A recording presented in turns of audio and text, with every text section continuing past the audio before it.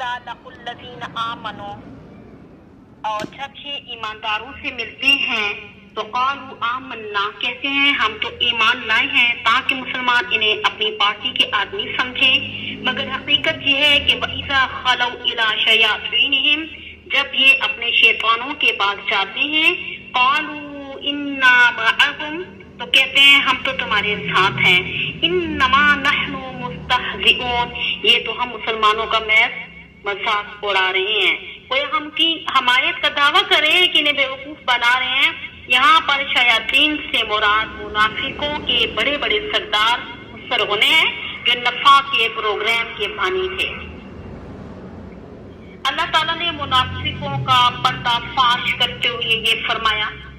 اب یہاں پہ آپ لغت دیکھیں کہ لقاء ان کے معنی ہے سامنے آنا، ملامت کرنا، خلا ان کے معنی ہے تنہا ہونے کے ہیں، شیطان کا مادہ شیطن ہے یا شیطن ہے۔ اب شیطن کے لغوی معنی دور ہونے کے ہیں، شیطن کا معنی ہے ہلاک ہونے اور جل جانے کے ہیں۔ شیطان بھی اللہ کی رحمت سے دور ہوتا ہے، اس لیے اسے شیطان کہتے ہیں۔ عربی زبان میں ہر سرکش چیز کو شیطان کہتے ہیں، جن ہو انسان یا حیوان۔ یہاں شیاطین سے مراد منافقین یعنی یہود کے بڑے بڑے سردار ہیں۔ اب استحزاء کا معنی ہے تمسخر کرنے، ہنسی اڑانے کے۔ ہاں سا امزا سے مشتق ہے۔ منافقین کی ایسی یعنی کہ پست ذہنیت تھی کہ غریب مسلمانوں کی تو کوئی پرواہ نہ کرتے تھے، مگر باوقار اور با اثر مسلمانوں کی خوشنودی کے لیے اپنے آپ کو مومن ظاہر کرتے اور کہتے کہ ہم آپ ہی کی طرح مسلمان ہیں، اور تنہائی میں اپنے یعنی کہ بڑوں کو، لیڈروں کو یقین دلاتے کہ ہم آپ کے ہم عقیدہ ہیں۔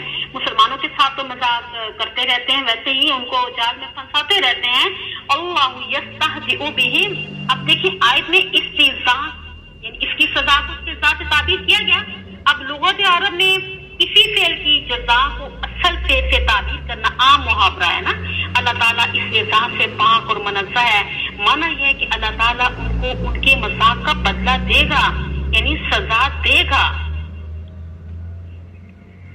اور بعض لوگ یہ اعتراض کرتے ہیں کہ سمجھ نہیں ان کو آتی، منافقین نے کہا نا کہ مسلمانوں کا تمسخر اڑا رہے ہیں، اور ان کے جواب میں اللہ تعالیٰ نے فرمایا کہ اللہ یستہزئ بہم، یہاں پہ اللہ تعالیٰ نے ان کے ساتھ ہنسی کرتا ہے، وَيَمُدُّهُمْ فِي طُغْيَانِهِمْ، اور مہلت دیتا ہے ان کی سرکشی میں، يَعْمَهُونَ، وہ اندھے سرگرداں ہو رہے ہیں۔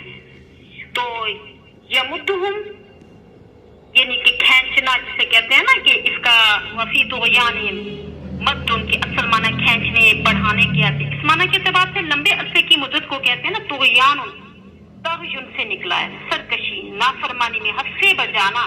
فی طغیانہم کا تعلق یمدہ سے ہے، معنی یہ ہوتا ہے نا کہ بڑھاتا ہے اللہ تعالیٰ ان کو ان کی سرکشی میں، یعنی اللہ ان کو ڈیل دے رہا ہے اور اس مہلت کو کامیابی سمجھ رہے ہیں اور زیادہ سرکشی ہو رہے ہیں، زیادہ اپنے کاموں میں بڑھ رہے ہیں، سرکش ہو رہے ہیں۔ مثلاً ہاں جی اللہ تعالیٰ فرماتے ہیں کہ اللہ یستہزئ بہم، یہ بھی ایک صورت ہے۔ یہ لوگ اس دنیا میں اس قسم کی چالاکی کریں تو کل قیامت کے دن ان کے ساتھ بھی مذاق ہوگا۔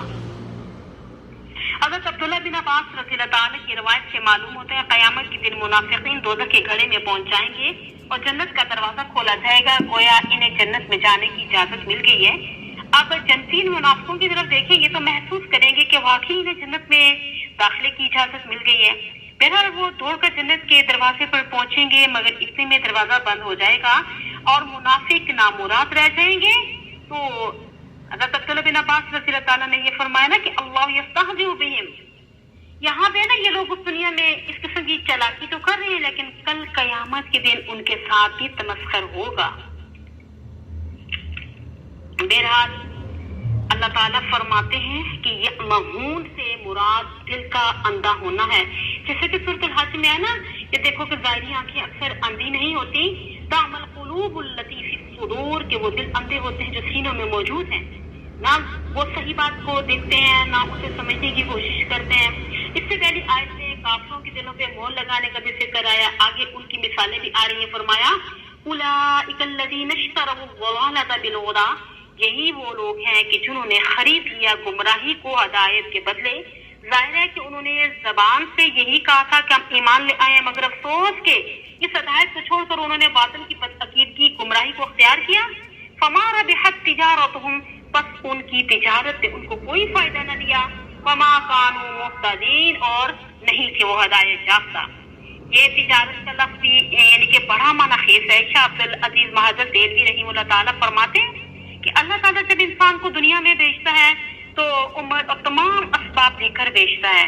یہ تمہاری پونجی ہے اور اس کے ساتھ اعمال خرید لو، اس سے تمہیں آخرت کی دائمی زندگی میں فائدہ پہنچے گا. اور عمر کی یہ پونجی برف کی مانند ہے، اوپر سے یعنی کہ بھادوں کی تپش پڑ رہی ہے اور یہ برف پگھلتی چلی جا رہی ہے. اگر اس کے پگھلنے سے پہلے اسے قیمتی اشیاء ایمان اور اعمال صالحہ خرید لو گے تو یہ عمر کی پونجی ٹھکانے لگے گی اور تم ہمیشہ کے لیے راحت پاؤ گے.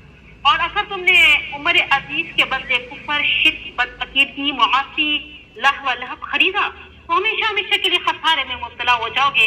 اسی لیے فرمایا منافقین کی تجارت نے انہیں کوئی فائدہ نہ پہنچایا.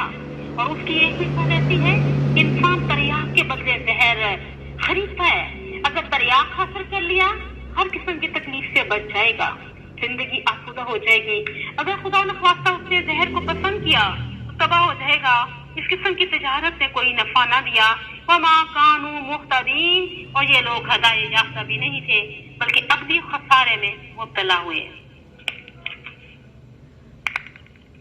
لغت دیکھ لیجیے کہ یعمہون عین میم یا امہن کے معنی صحیح رائے نہ قائم کر سکنے کے ہیں، اور امہن اور امجن دونوں کے معنی اندھا پن کے ہیں.